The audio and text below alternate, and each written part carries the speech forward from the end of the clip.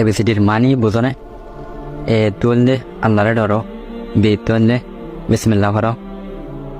সির মানে হলে সুরি নগঞ্জ, ডির মানে হলে দিনরে শিখো, ইর মানে হলে এলমরে হাসিল করো, এফর মানে হলে ফরসরে আদায় করো,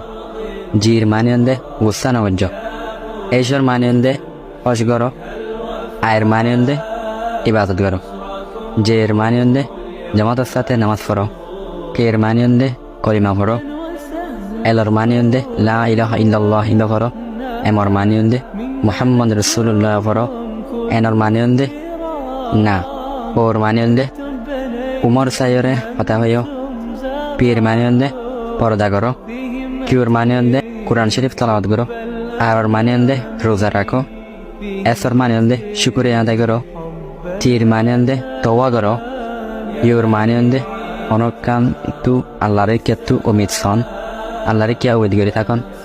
বের মানে হলে ওজুত করে থাকো, ডেভেলর মানে হলে ওয়াক্তর